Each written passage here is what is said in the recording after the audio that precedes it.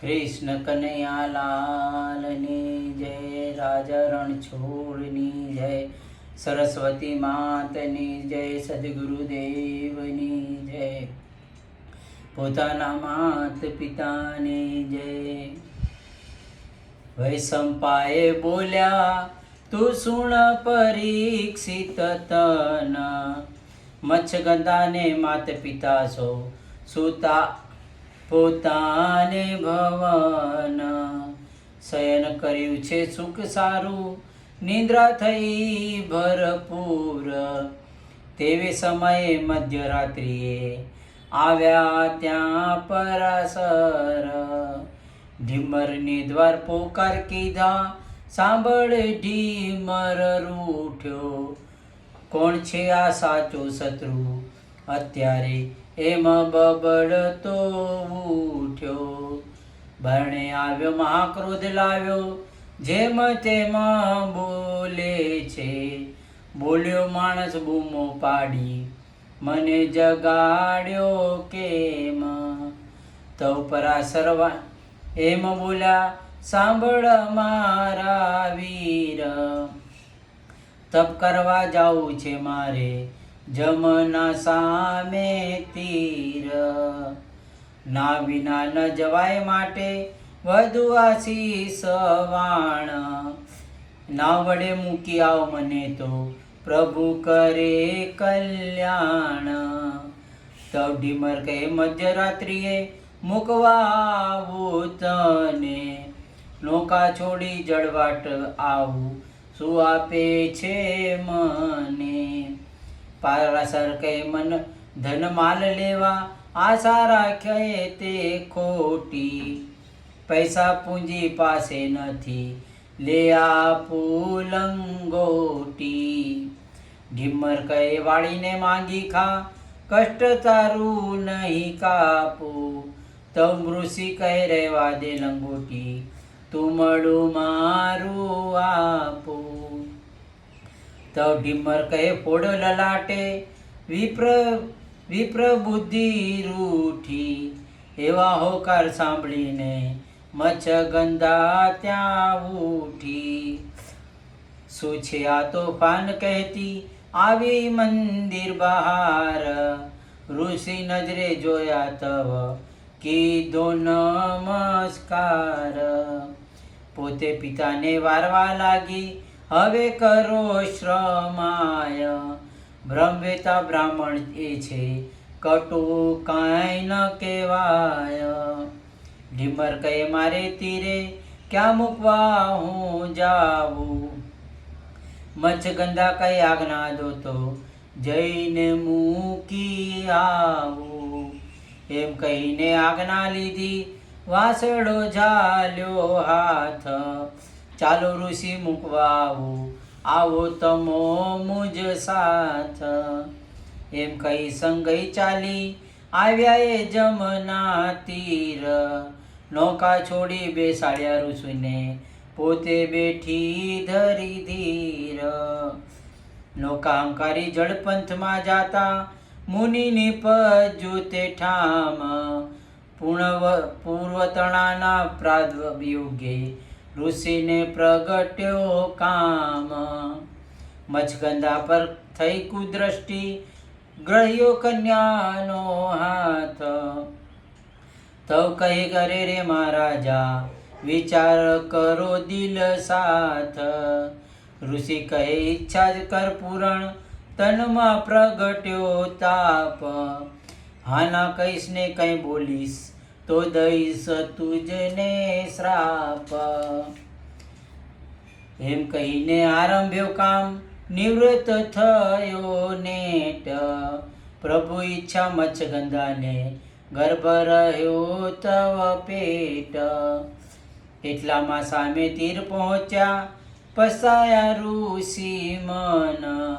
અરે રે મને આ ક્યાં સૂજ્યું, વ્રત થયું છે દન. એમ કહી ઉતરીને ચાલ્યા, કન્યા કહે ઓ નાથ, હવે મને મૂકી જાશો તો કહીને ઝાલ્યો હાથ.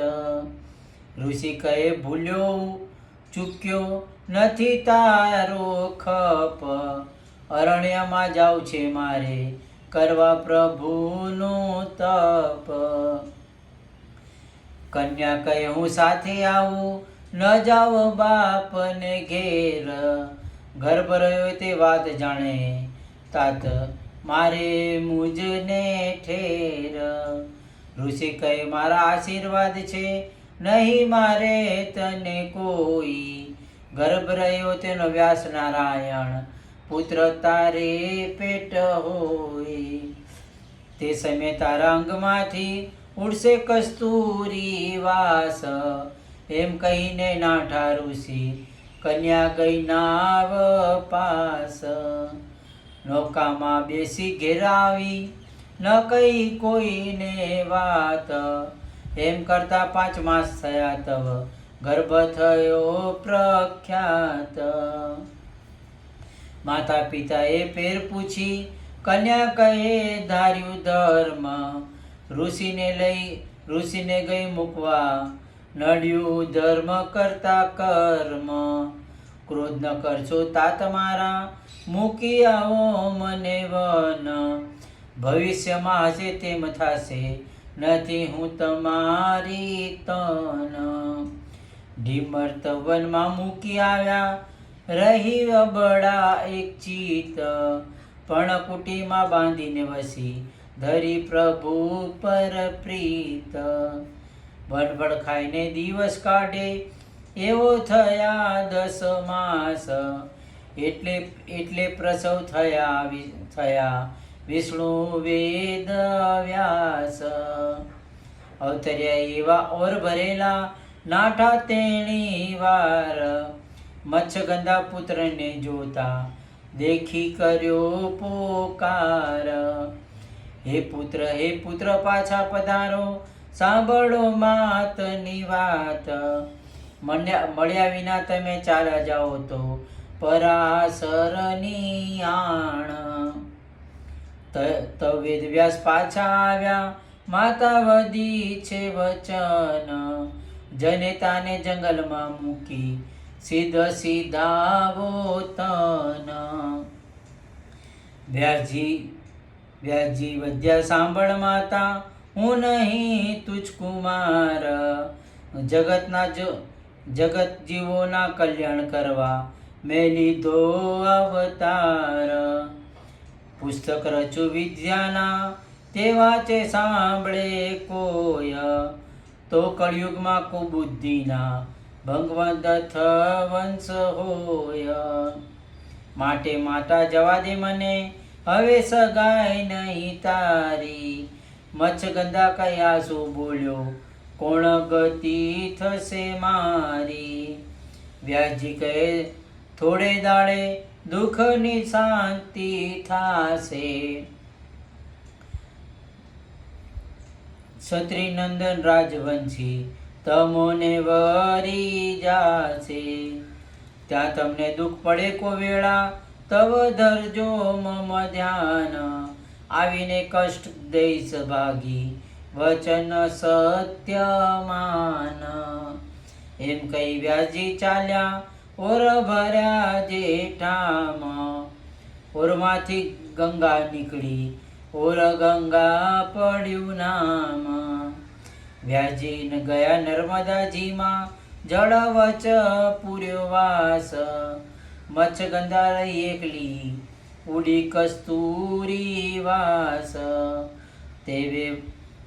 તેને વરી ગયો રાજા તેની કહું કથાય. સમુદ્રના અવતાર સંતનું હસ્તિનાપુરનો રાય. પ્રથમ ગંગાને સંગ વર્યો તો ગાંગે વતે નાતન. સી રીતે ગંગા સંતનું વર્યું તેનું કરું વિવેચન. વિવેચન કરી કહું કથા સુલો સૌ શ્રોતાય. વ્યાસ વલ્લભ એમ ઓચરે